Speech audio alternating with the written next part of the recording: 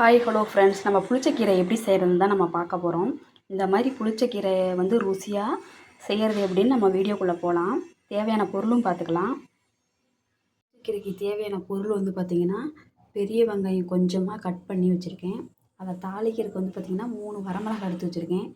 இந்த புளிச்சக்கீரையை அலசி நல்ல தண்ணி இல்லாமல் எடுத்து வச்சுருக்கேன். அதுக்கு மசாலா பார்த்திங்கன்னா கொஞ்சமாக காஞ்ச மிளகாய், இது தனியா, இதை நல்லா இளம் சூட்டில் நல்லா வறுத்துட்டு பொன்னிறமாக வறுத்துட்டு நம்ம அந்த புளிச்சக்கீரையில் மசாலா மாதிரி இதை சேர்த்துட்டோம்னா ருசி நல்லாயிருக்கும்.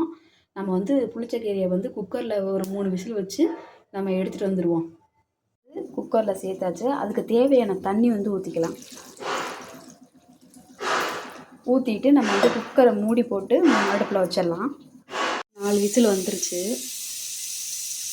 கீரை வெந்ததுக்கப்புறம் இப்படி தான் இருக்கும். நம்ம அந்த தண்ணி இல்லாமல் வடிகட்டிட்டு நம்ம தாளிக்கிறது எப்படின்னு பார்க்கலாம். இதை மிக்ஸி ஜாரில் அரைச்சாலும் அரைச்சிக்கலாம். இல்லைன்னா நான் நைஸாக கடைஞ்சிருவேன், மத்து வச்சு கடைஞ்சிருவேன் அப்படின்னாலும் கடைஞ்சிக்கலாம். இப்போ நான் பார்த்திங்கன்னா எனக்கு மிக்ஸி ஜாரில் போட்டு அரைச்சா தான் எனக்கு பிடிக்கும். கொஞ்சம் கொரப்பாக நான் அரைச்சிக்குவேன். கீரையை நல்லா வடிகட்டிட்டு வந்தாச்சு. ஆனால் கொஞ்சமாக தான் இருக்கும். ஏன்னா ஒரு கத்தை தான் நான் வாங்கினேன், அதனால் கொஞ்சமாக இருக்குது. நீங்கள் 2-3 நாளைக்கு வேணும் அப்படின்னா ஒரு 3 கத்தை சேர்ந்தாப்பில் வாங்கி நீங்கள் இந்த மாதிரி பண்ணிக்கலாம்.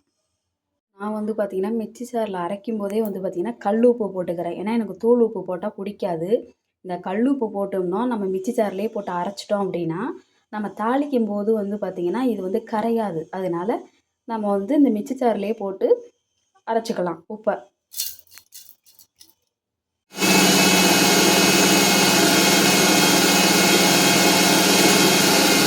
மிக்ஸி ஜாரில் போட்டு அரைச்சி எடுத்துக்கிச்சாச்சு. நான் பார்த்தா நைஸாக அரைச்சிருக்கேன்.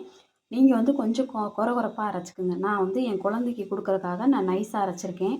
நீங்கள் பார்த்திங்கன்னா நல்லா நைஸாக அரைக்காமல் கொரப்பாக அரைங்க. அப்போ தான் இந்த புளிச்சக்கீரை டேஸ்ட்டாக இருக்கும். தாளிக்கிறது எப்படின்னு பார்த்தலாம். நான் எண்ணெய் ஊற்றிட்டு கடுகு போட போகிறேன். கடுகு போட்டாச்சு. தேவையான அளவு கடுகு போட்டுக்கலாம். இப்போ பார்த்திங்கன்னா நம்ம நறுக்கி வச்ச வெங்காயத்தை இதில் சேர்த்துக்கலாம். அதிலே நான் 2 காஞ்ச மிளகாய் போட்டிருக்கேன். ஏன்னா நல்லாயிருக்கும் அதில் போட்டோம்னா. போட்டதுக்கப்புறம் இதுக்கு ரொம்ப வணங்கக்கூடாது. இந்த வெங்காயம் நல்லா வணங்கக்கூடாது. லைட்டாக வதக்கிட்டு நம்ம சாப்பிட்டோம் அப்படின்னா அது நல்லாயிருக்கும். ஒவ்வொரு குடி சாப்பாட்டுக்கும் இந்த வெங்காயம் நல்லா பச்சை வெங்காயமாக இருந்துச்சுன்னா நல்லாயிருக்கும். டேஸ்ட் நல்லாயிருக்கும்.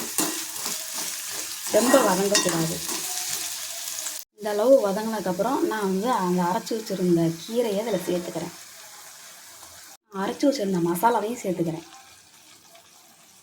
சேர்த்ததுக்கப்புறம் நல்லா கிண்டுனோம்னா அந்த மசாலா கீரை எல்லாம் போய் சேர்ந்துடும். சாப்பிட்றதுக்கு நல்லாயிருக்கும். பக்கத்தில் யாரோ ஒருத்தன் நின்றுக்கிட்டே இருக்காங்க. எப்போ தான் கீரை ரெடி ஆகும் அப்படின்னு சொல்லி பக்கத்துலேயே நின்றுக்கிட்டு இருக்காங்க. கீரை ரொம்ப டேஸ்ட்டாகவும் இருக்கும். அவ்வளோதான், முடிஞ்சு போச்சு. ரொம்பலாம் இது ரொம்ப வதக்கக்கூடாது. வெங்காயம் கொஞ்சம் நறுக்குன்னு இருந்தால் தான் சாப்பிட்றதுக்கு நல்லா டேஸ்ட்டாக இருக்கும். முடிச்சு ரெடி ஆயிடுச்சு. இப்போ நான் பார்த்திங்கன்னா வேறு பாத்திரத்தில் போட்டு வச்சிட்டேன். பார்த்திங்கன்னா புளிச்சக்கீரை ரெடி ஆயிடுச்சு. நான் சாப்பிட போகிறேன். இந்த வீடியோவில் பார்த்திங்கன்னா இந்த அரிசி பார்த்திங்கன்னா ரேஷன் அரிசி. இந்த ரேஷன் அரிசியில் இந்த புளிச்சக்கீரை சாப்பிடும்போது ரொம்ப காம்பினேஷன் சூப்பராக இருக்கும். நீங்களே ட்ரை பண்ணி பாருங்கள்.